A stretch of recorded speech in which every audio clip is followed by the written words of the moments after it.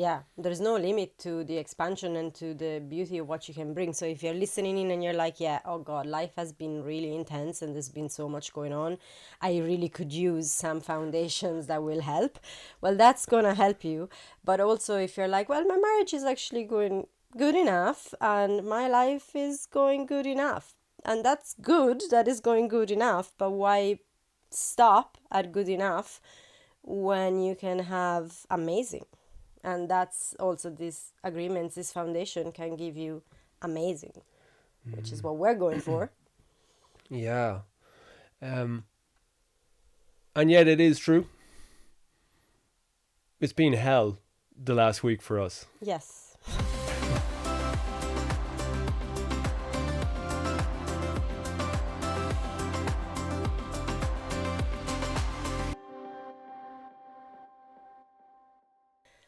Hello and welcome to this new episode of the He Wants, She Wants Marriage podcast. Today we're gonna bring you through the 3 agreements that have helped us surviving the worst hell that we've been through in the last few weeks together as a couple.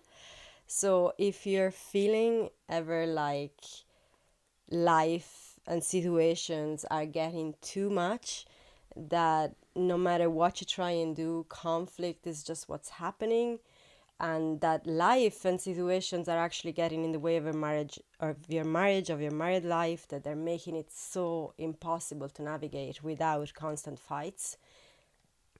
These 3 agreements are going to really help with that. That's what we're giving you today.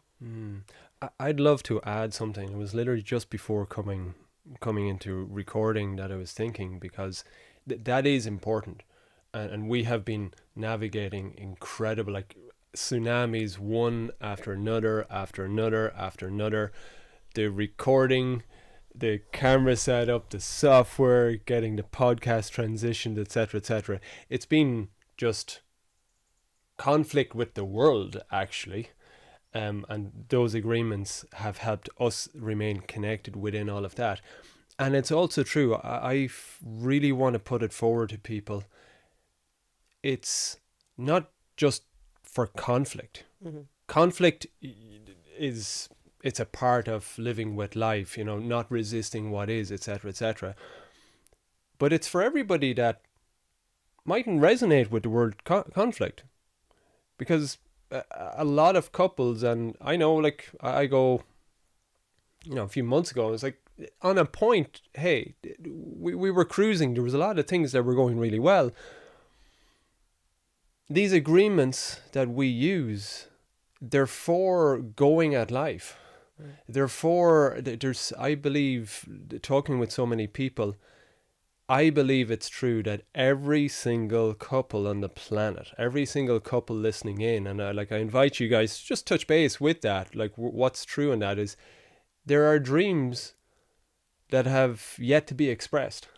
There are visions, there are trips to be had, there are new creative endeavors individually, and maybe whatever experiences to come true, husband, wife, and collectively together and as a family unit. These agreements are for that as well. So it's all the way from how to navigate conflict in a way that continually brings you back to connection. But probably the most important thing is, like, that's the foundation for actually rockets of desire going to be, do, and have whatever you want as a husband, as a wife, your kids, and together as a family. I think that's a really important thing to plant into the minds of couples out there. Oh, absolutely. Yeah, there's no limit to the expansion and to the beauty of what you can bring. So if you're listening in and you're like, yeah, oh God, life has been really intense and there's been so much going on, I really could use some foundations that will help. Well, that's going to help you. But also if you're like, well, my marriage is actually going good enough and my life is going good enough. And that's good, that is going good enough. But why stop at good enough when you can have amazing? And that's also this agreements, this foundation can give you amazing, which is what we're going for. Yeah. And yet it is true. It's been hell the last week for us. Yes. I'm curious, what is your description of that hell that we've been through? Someone asked me yesterday, oh, how's your week been? And I was like, well, everything that could possibly just go wrong did go wrong. All the way to the point that our water was cut off yesterday for the day. Like, little things. But in terms of what we were trying to achieve in work, nothing was working. And this has been like couple of weeks, as in the technicalities of setting up, as we're in episode 2 of this new chapter of the podcast, and all the technicalities, nothing was working, glitches everywhere. And then in these, you're of course navigating life. You've got the kids, you've got, well, we have the animals to tend to, and then we also were not feeling very well health wise. So everything, all the factors were in there to make it hell, to the point that personally, and I know you have your version of it, but at some point it's like you're just sitting there going, am I gonna cry? Am I gonna laugh? Actually, I'm numb. I don't even know what to do anymore. I'm just defeated. I think that describes the week, or the last couple of weeks. There was like a sense of pushing through to the next step, because you can't stop, but there is an underlying sense of being defeated in that, and that does not help relationship, of course. Well, like, as you well know, it wasn't last night, it was just the night before. Myself, I want to just keep it real with you guys, and because I think there's too many people out there talking about relationship, but it's almost like, well, their marriage seems so perfect. I know I've been listening to some teachers, and it's like, it's great, it's cool what they're talking about, but the origin story is like, it's almost like, were they always happy? Where 2 evenings ago, I literally was at the dinner table, and I think it's the worst that my energy had got in, I believe it's over a decade. It was depression. It was just in that pocket, in that moment, I didn't have energy. Elena said it. What was her comment there yesterday when I said something, Joe, and go, oh, hey, Daddy, yesterday evening I'm back, I was low on energy. Elena just went, low on energy? You had no energy. Yeah. It just, there wasn't anything left in the tank to give. In fact, we had tried to do the recording, and it just wasn't coming. Like, we tried to do the Zoom, I just had nothing left. And you supported me beautifully. I cried. I spoke to a multitude of different things that were live within. Found the reset button. A good night's sleep. Yesterday morning, found my inner mojo, found my directionality, and in fact, all the solutions that my nervous system was blind to, they all started coming to the surface, and hence here we are. I think the part that I would like to speak to is that road trip that we had, because I had set the challenge to yourself and myself that we would find 3 agreements. And we found out it could have been impossible. That was definitely a feeling that I had. I was like, we just have to get this down to 3 simple statements. First and foremost, for ourselves. I had previous statements in my work before that are super powerful, but it was too long. There was too much packed into those statements. And what we ended up coming up with, and in fact with the week that we've had to use those statements we've had to like wring every bit of juice out of them. So it was like it was like the perfection of the universe. It's like we came up with this, and then the universe said, well, that's cool theory, guys. You might have felt inspired in that trip when it all just came true and you were on a high. Now we're going to put you into hell for 7 days or whatever amount of days after those. Yeah, you gotta test it. Before you share it to the world, you gotta test it. Although, well, we have tested it for like 17, almost 18 years. But there was like a need to test those three specific agreements and make sure they work. So we Yeah. tested them. And it came from the inquiry inside of ourselves and together of realizing we do things, we've learned as a couple to do things in an incredibly safe way. To be able to ride whatever the intensity, and I keep going to the tsunami idea, to ride a tsunami together, individually, collectively, both wounds triggered, it's messy, but to do it safely. So it was really to get to the essence, like what is it that we're doing that we weren't doing before, where we would just go into absolute shutdown, where I would stonewall for days at a time, weeks at a time actually, like the conversation just couldn't kick off. You had went to, hey, I think that the loyalty word, you just didn't want to do it to our girls to go through divorce because you had experienced that. So it was like that flat line of hopelessness, that helplessness. And what we came up, well, it was part we had been speaking them anyway, but the essence we went with. Number one, there's the presence. It's playing poorly well. Two, there's the protection, being the port in the storm. And three, there's progress. Big dreams, small steps. Let's rinse. I think it'd be a really cool thing to rinse through our use of them, navigating the tsunami and the inner world, outer world hell that we've been through in the last week, to just give a flavor of the power of how we have been practicing with those. Talking about presence, playing poorly well. What's in that for you in the last week that has been meaningful?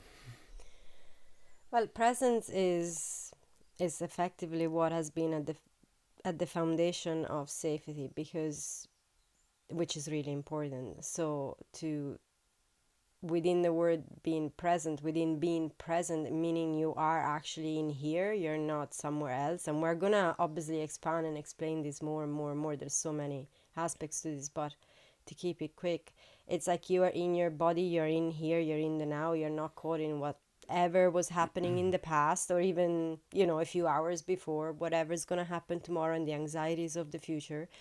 And you're staying in the moment as much as possible. Now, when you are sitting trying to record an episode of a podcast for the 15th time and there is another glitch and your husband is looking at you going, oh, it's gonna work this time, I found the solution, and then no, it's not working, the audio is not working or whatever, you can go in the past and go, well, that's the 15th time, and all that frustration comes at you full force, and then you just, I would give out to you or get hired or snap or whatever.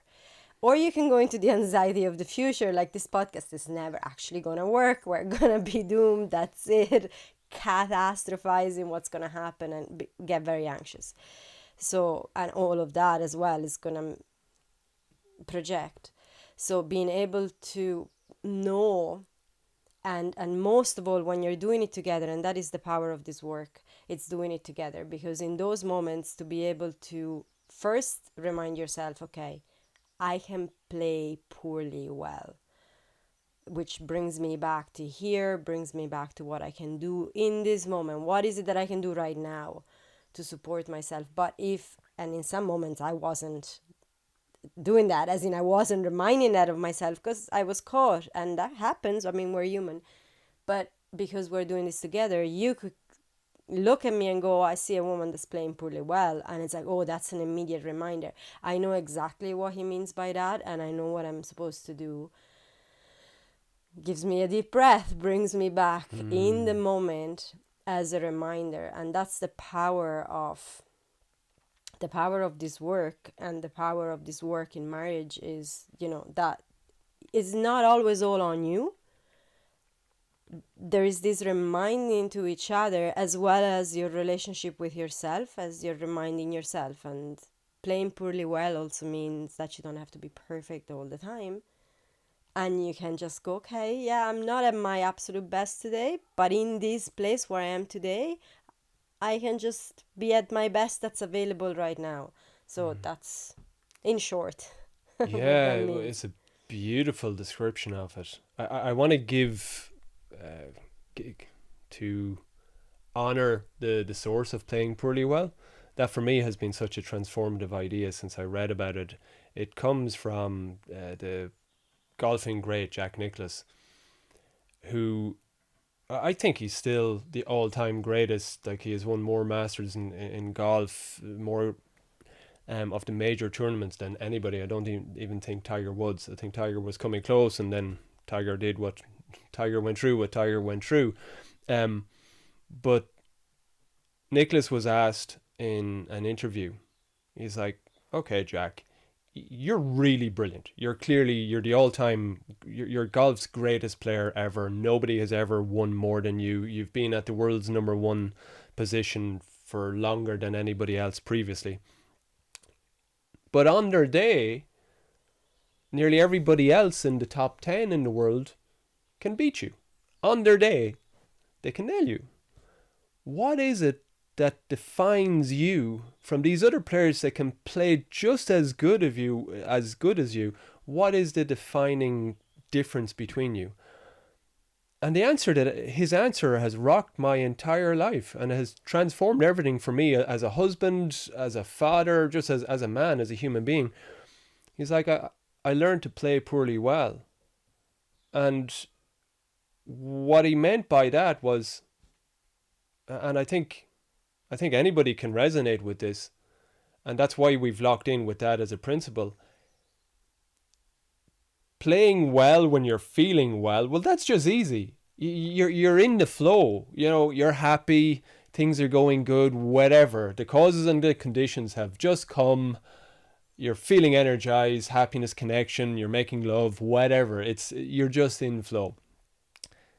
That's not so important to know what presence is then, because it's just naturally flowing. The moment is taking you there. What Nicholas found was the most important time for him to practice was on those mornings when he had done the exact same warm up, the exact same practice before the round. He had done his mantras, he had done everything that other days, quote unquote, worked. He'd hit the first tee and it just wasn't happening. Where the day before it was like just straight down the fairway.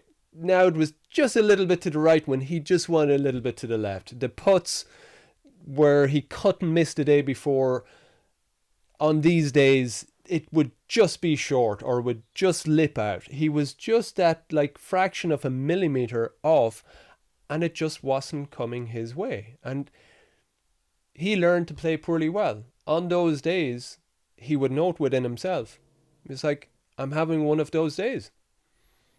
And he wouldn't get upset. He would just go, okay, I got to surrender into this. It's going to be one of those days. I've been here before.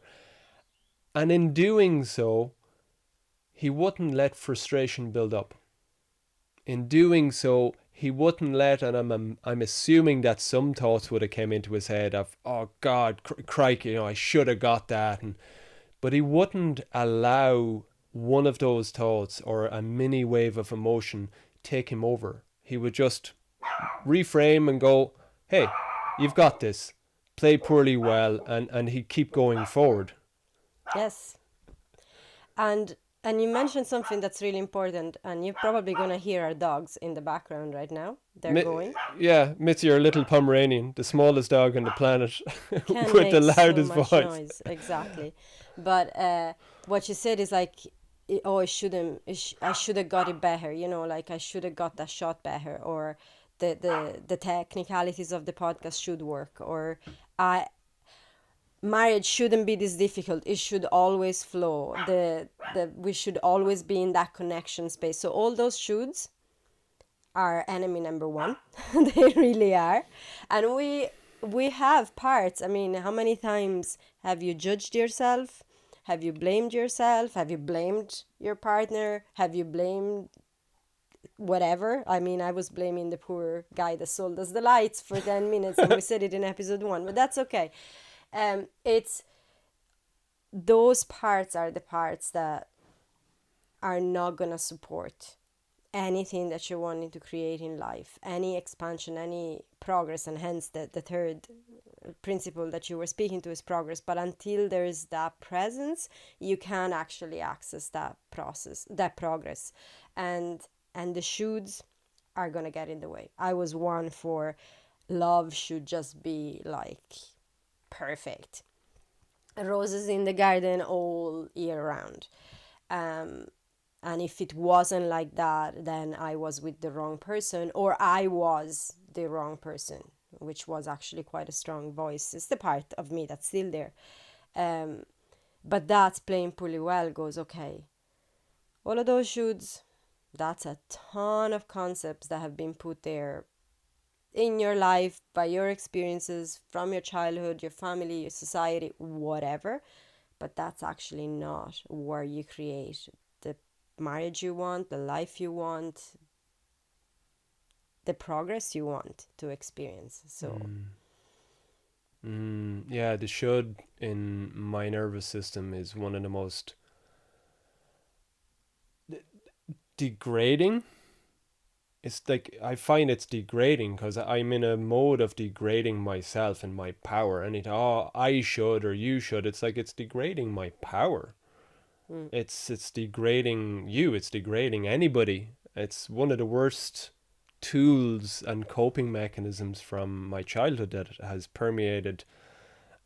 I'm hoping it just doesn't come through as powerfully, but it still shows up. Definitely this week there were plenty of shoulds. The service online, that should have been better. Their customer support, like waiting 7 days, there were plenty of shoulds. I still think some of them are a bit valid when it comes to that service. They've been pretty piss poor. But anyway, shifting to so that's playing pretty well, presence. Learning to, as a couple, go, hey, I'm having one of those moments, or for us, we're having one of those weeks. Nothing seems to be going our way, and playing poorly well and being able to go, hey, we said multiple times, hey, maybe I'm playing poorly well here. I'm owning what's coming up. And that's a real, that, as you said, it's that self-ownership, owning what's happening inside of yourself. The second one, and that has been a revelation for me in the power of it. It's like the counterbalancing force of it. Because you can play poorly well and take that responsibility as a husband or a wife. And yet, there can be an escapism in that if you don't have the counterbalancing of number two, which is protection. Which is play, the agreement of, I'll be your port in your storm. Because the storm, it is inevitable. 2 evenings ago, I was caught in a storm. Playing poorly well. I still was practicing playing poorly well. I didn't take it out on you. I told you at the table, hey, I'm playing poorly well. I need your support. So there was that. And yet, it's also true, I was caught in a storm and I needed that support. I needed the protective power of, can you hold space for me? And we came in on this couch and you did such a beautiful job. But there's that counterbalancing power that brings. Yes, we individually agree to play poorly well, but hey, there's going to be moments when either one of us are going to be caught in such a storm. Don't attack me if and when my playing poorly well is just nowhere near where you'd love it to be. How have you experienced that part of the playing the port in the storm and that counterbalancing play of taking extreme ownership but also leaning in on me and being there to allow me lean in on you? yeah, that has been really essential, because as you said, there can be a trap in the playing poorly well, which is we do take 100% responsibility of our own system and to play poorly well. But if you, as you say, are caught in a storm, the other person can go, well, you're not playing poorly well right now. And that's not going to be very helpful, because that's going to be pulling up defenses. That's going to drive a wedge. That's going to create conflict. And it's going to stop progress. So knowing that there's this, again, protection, there's this, I know that no matter what, you're gonna be there. And the same, because you mentioned 2 evenings ago, you have had the need for me. You were like, okay, I actually need your support right now. I need to sit down with you and I need to support. And that's where I was being the port in the storm for you. Last night, I was in a complete meltdown. I wanted to curl up in a ball and cry. That was actually all that my body wanted to do. Yeah, and just like the humorous nature of it, like the shoulds. We had the context, guys, was both of our girls, Anya and Elena, they've started doing dance class together. So for their hour class, Elena joined last week. We've decided we'll see if the habit lasts, but it's like it's a mini date night. We go off to this cafe that we really love. So there was, in essence, there was a lot of shoulds on that situation. It's like time to ourselves, cup of tea, coffee together, a snack.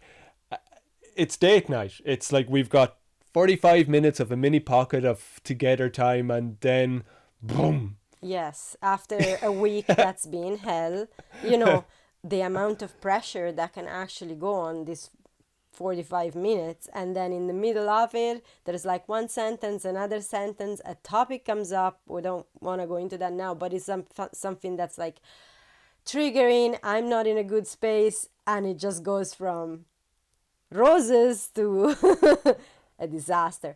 But again, that's a way of seeing it if you're going with a lot of shoulds, and if you're putting that pressure of perfection and self-judgment and all of that stuff. But when you have these agreements, it was pretty immediate of, okay, clearly this is what's needed now. I was playing poorly well because we were in a context that I couldn't actually really fully. I remember you said to me, oh, tell me, let's practice. And I'm like, I would love to practice, as in speaking practice, but if I talk, I'm gonna burst into tears. I'm in the middle of a cafe. Actually, everyone knows me here. It's a little bit intense right now. I don't feel like I want to do that, so I'm gonna stay quiet. But in that, there is a holding space, and there is a port in the storm. So that capacity to actually just do it for each other when is needed, for me, what it does is speeds up the process. Because I would have been ultimately it was like, we went back into the car because I asked you, I was like, I need a space where if I need to cry, I actually feel comfortable doing that. And I had a good cry, but ultimately I think it was like a 5 minutes thing. Yeah, 5 minutes versus 5 hours like a few years ago. Yeah, this could have been something that goes into silences, that goes into nothing, that we go collect the girls again, and then like, you've all been there at 1 a.m. Are you asleep? Oh my. Because I need to talk. And that goes on till 4 a.m, and it's not conducive. We've been there plenty of times in the past. First 12 years of marriage, 90% of our marriage conversations was pillow talk. Clearly me avoiding, and then obviously you got to some point where you're lying there and your nervous system doesn't have the busyness, doesn't have anything, and you needed to talk. So I'm really glad we can do the 5-10 minute version now. Yes. One thing, and this is in me finding the power of these simpler mantras, these agreements. In that moment, you brought that, you said a few sentences owning some part of you, and the thing that was off about a trip that I'd coming up and what I was bringing up for you, and I went with playing poorly well, and I brought what felt like my truth, what I was feeling as a result of that, but I could feel that tension inside of myself. There was like, if I didn't have the second agreement in that point, I wouldn't have been able to to actually snap to the level of practice that you were needing, the situation was calling of me as a husband, was, yeah, Mark, you can hang out with playing poorly well, speaking your truth. But there was literally that thought that came, after, 5-10 minutes, I was like, okay, the thought came, port in the storm. And there's that utter simplicity of that. Like, there's 3 agreements. That for me is like the promised land internally. Because of all the different things I've been doing, and it's been working and amazing, this has been a next level simplicity for me, where my 5-year-old part, in a moment of deep emotional intensity, and there's confusion, there's lots of stuff happening internally, simple, ultra simple, port in the storm. My 5-year-old goes, dude, I can get that. I know exactly what that is. My 5-year-old can look at you and go, she just wants some port in the storm, Mark. Come on, let's bring it. And that really suited me, and it brought that next level to it. There was that one moment where actually the 3 agreements came in together. Should we talk about the third one first and then bring all the 3 together? Kick off with the third. Kick off with the third. And I used the word should, so maybe I shouldn't have used the word should. Yeah, well, it was just the third one being progress, and I know we touched on it, but it's like that's only accessible with the first 2 in place. When you have that sort of, okay, I'm going to play poorly well, inner reminder, the other person, the support, the other person is going to be your port in the storm, when that's really not accessible because we're human beings. But with that safety and support, with those 2, with the presence and the protection, comes the progress. And that's almost like it happens. But there can be, and I know I'm one, and I know you are one as well. Here, whoa, put that finger down on your own stuff here. That finger is a passive-aggressive should coming through your body. Probably. But we both want to go for, like, I want to have it all. I want, I want the podcast to be like number 1 on the charts tomorrow. I want to have my 20 by 40 arena outside to ride my horses yesterday. I want. And it's okay, actually, it's He Wants, She Wants Marriage podcast. I mean, I want, that's awesome. Knowing what you want, expressing what you want, that's all great. But to get to that place, you're going to need tiny steps. So the big dreams, tiny steps, it's such a powerful reminder that everything that we're doing, it's actually already progress, because it's a tiny step that is necessary to get to the big dream. And you can't get to the big dream without tiny steps. And the big dream can be anything, effectively any want that you have and sometimes that can be, I want to go out to dinner tonight. And if you've got a family, and if you've got a lot of commitments and stuff, and if you've got to get the kids dressed up or find a babysitter, there's a ton of tiny steps, and that can seem like a very simple want. Or the big ones of, I want to go on a sabbatical for 6 months. Like, no matter the size of it, is going to have tiny steps. Mm-hmm. So now, if you want to just put them all in together, that's okay. No, you're not directing this. Now there's something completely different that I want to speak. Don't tell me what to do. You're actually speaking to a phenomenally important part for me personally. And I believe it's going to have relevance for husbands, wives. I think everybody will have some element of this. I had that frustration with you for so long, where you were saying, no, I don't want to do this visioning thing. I don't want to put, like, why, God, Mark, like it was a real tension point.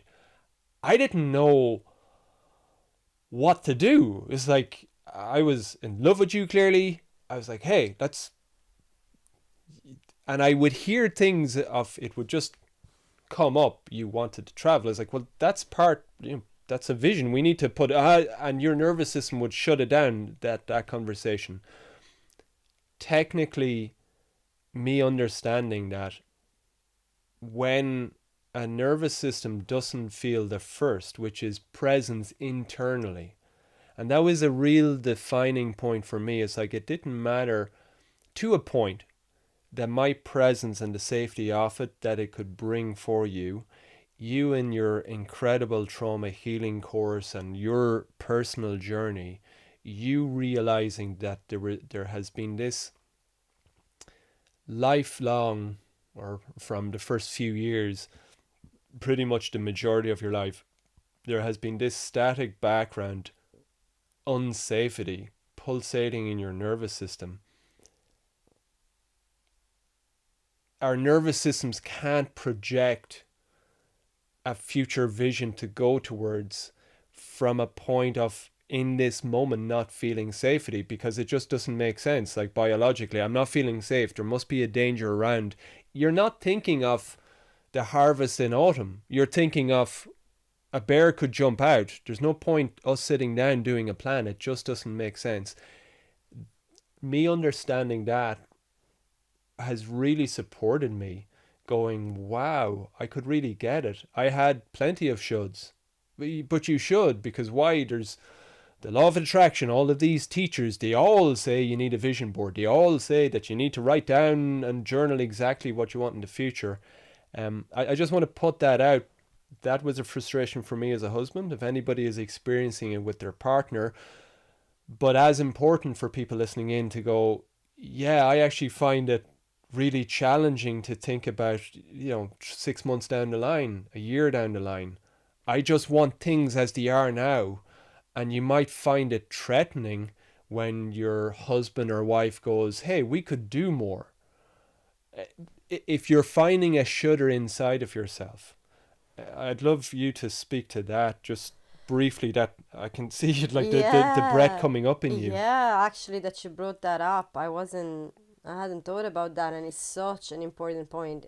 We actually spoke to that in the conversation about these three main agreements, and it's coming back to me. I remember I was answering you, I'm just trying to get to Friday. That's, you don't ask me this, oh, where do you want to be? I remember you. My most dreaded question from you was, oh, where do you want to be 1 year from now? I'm like, oh, not this again.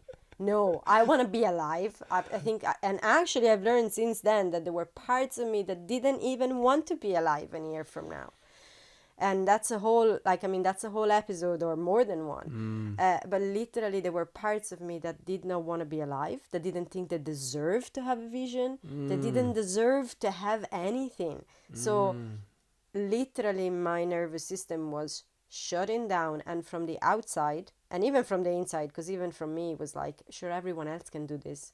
What the fuck is wrong with me that I can't sit down, put a few pictures together and go, here, there's my vision board, or even journal about the future, or I couldn't. When you're saying that, I'm so grateful for the insights that your healing journey has brought to me as a husband, and you sharing that with me, because my human experience felt so alienating, and it would bring up shame for me. And I think that deep wound of unlove that we all tend to have in this profoundly sick society, my version of that was, I'm trying my best over here. I'm wanting to bring you on a vision. I'm actually coming to you. It's like, why won't you meet me there? There was a part of me that was like, is there something wrong with me? Why don't you want to come with me? My inner child was like, I'm just like a small boy trying to bring the girl he really loves on this cool journey, and you're like just getting through to Friday. God, so there was a frustration with you, but underneath the frustration was, am I good enough? Am I lovable enough? Like, do I not matter? And that has been such a healing revelation for my nervous system to go, Mark, it never had anything to do with you. And actually knowing the depth of detail, it's like there's nothing but compassion and empathy that comes up in me to go, wow, that's that's a pretty horrifying human experience when you don't know, hearing that challenge. The good news is that when through this work that I've done in the past few months and healing and understanding these parts and all of that, like literally I came to you one of the mornings, I was like, well, I've done a 1-year vision, a 5-year vision, and a 10 years vision in detail. It's all on paper. I know exactly where I'm going. You were like, what? What just happened? Yeah, I think You've done it's that? my nervous system is the one freaking out at this point. You brought so much. I was like, whoa, whoa, whoa, whoa. Where's my inhaler? I need support. What's happening? Whoa, time out. It's been really, really beautiful. And that's the essence for big dreams, small steps. With the support, it's to bring that safety, to bring that presence and protection. That they are the two foundations. It's like they're the pillars. And on top is the promised land of big dreams. But it's small steps. Ridiculously small steps. You don't do, there's that lovely line of Mother Teresa that my mother used to love. It's like, we can't do great things. We can only do small things with great love. They're teeny tiny. They're just human actions. It's a small conversation, but it's when you string them all together that great things can happen. The big dream can happen. But we weren't going to get there, and this is why, for me personally, I'm so passionate about this shift in the project of he wants, she wants. Me doing the work so intensely and intentionally was beautiful, and it brought our marriage to a point, and I'm proud of that, and you met me there as much as you could. But you coming and bringing it together and you drilling down intentionally on this and coming with this common language, it's limitless what's coming true. And I'm really, really loving that. Big dreams, small steps. We bring in that point now. Now's the right point. There was that moment, guys, when, it's just a week of inner hell, outer hell, nothing going right. And it's also part of, environmentally, we live in Roscommon, Ireland, early January. So it's dark, cold, wet. Our yard, we were out doing the horses. There was like 6 inches of muck on like a quarter of the yard. It just was like physically and environmentally horrible. And we had just, before coming out, had 3 hours of problem solving, and zero solution. So it was nothing but glitches and health and my breathing. And it just was like sick. It was like, it was just horrible. I was there going, I'm looking at my inner world. No part of my body is feeling right. I don't want to be here. God, these horses. I just want to go on holiday. My whole, like, that's what was coming through me. And I looked at you and I could see nothing but hell written in your face and your tone of voice. I was in 10 out of 10 pain on top of it, knowing that you couldn't breathe properly, my physical pain, and again, all the above that you've mentioned. So, yeah. And what came to me in that moment was the 3 agreements that we're practicing together. And all I did, guys, was state the 3 agreements. I looked at you and it was like, baby, I see a powerful woman doing her best to play pretty well. And that just immediately sort of grounded you. It stopped you going around. You were busy doing things and it stopped you. And I followed up with, I'll be your port in any storm. I'm here for you no matter what happens today and any day going forward. And then it was the final one. Let's not forget, baby. What we're doing now is we're taking one small step towards our big dream. We can be to or have whatever we want. We are on the way. Today is a step towards that. That changed the tapestry emotionally of everything that was happening that day. What did me stating those three super simple statements to you, what effect did that have internally? Oh, well, I'm having a deep breath even hearing you saying it again. I'm here going, wow. Well, these are these are like the perfect marriage vows. I'm actually listening and put that way, and say to one another, that's where you are. Like every day and every moment, that's what you're doing. But anyways, that's a different episode. But what it did for me, it pulled me out of same shit different day.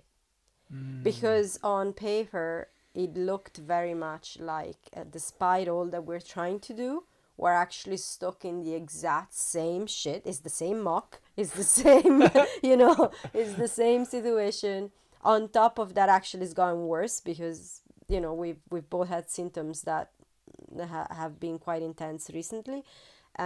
So there was a strong same shit different day feel, and it was dragging me really down, really down. I could feel it's like every step is just really heavy. But it was immediate. It was like, whoa, okay. Brought me back to present, feel wrapped in support, and reminded that what I'm doing actually has a meaning. Because yes, I am tending to something that, although it seems like I'm doing the same actions, I now have a vision, and this step today is bringing me closer to that vision.